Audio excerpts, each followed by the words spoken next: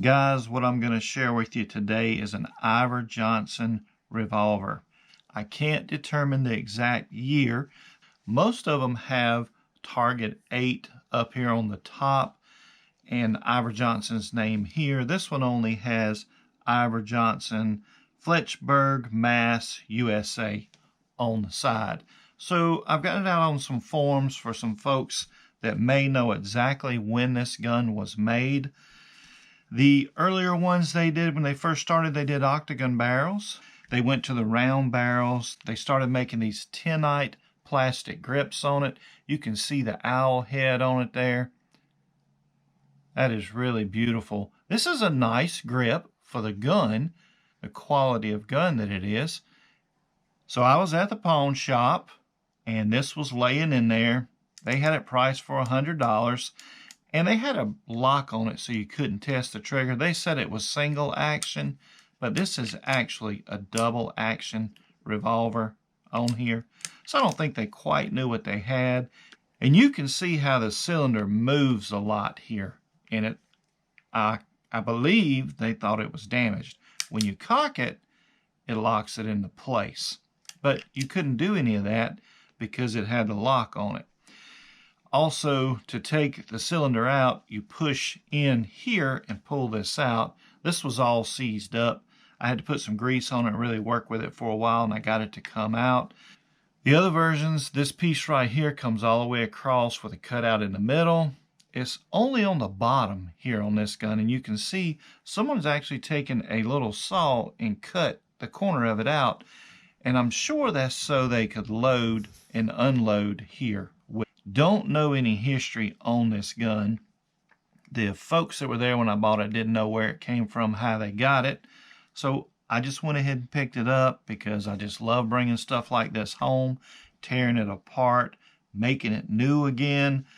Now, some people say I'm ruining the value of this firearm. New, this gun sold for about $29. Today, these are around $250. And me personally, I want to see it look new again. It's got some rust here starting to pit into it. When I look down inside the gun here, I can see that it is starting to rust on the inside. So I want to take it apart. I want to remove all that rust and re-blue it. I want to save the gun, bring it back to its the original version of itself. I don't intend to sell this. I'm sure this will end up with my nephews one day, and they'll get to enjoy shooting this. Let's get started, and let's move on to the end and show you guys the finished project. Our finished product, our Iver Johnson in the Target 8. So we took it apart, we removed all the rust, we blued it and put it back together again. Looks like a brand new gun, doesn't it? It's actually a beautiful firearm.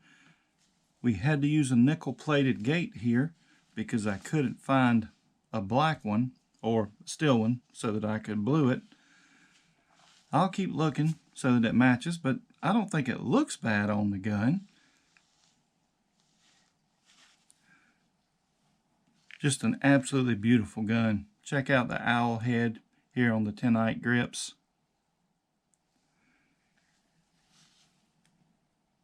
And we're at half cock. Cylinder rotates.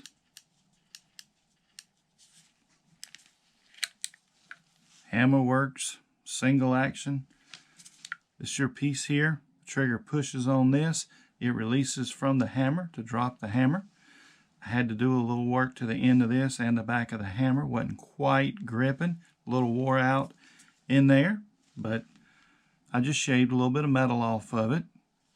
All together, I think this turned out really nice. Pop your loading gate open. Load your rounds through here. After you fired it, this was the piece they made that you could purchase, and you could push your rounds out of the firearm after you fired them. So you would come in here and push your empty shell casings out like this with it. Of course, it was all rusted up also, and I just cleaned it up, sanded it down, and blued it again. So let's head to the range. Let's put a few rounds through this gun. Ouch. catch a ricochet? I caught something. I don't have to go to the hospital. Don't push your responsibility as an adult off onto a child. Buy gun locks and gun safes. Till next time, folks, take care.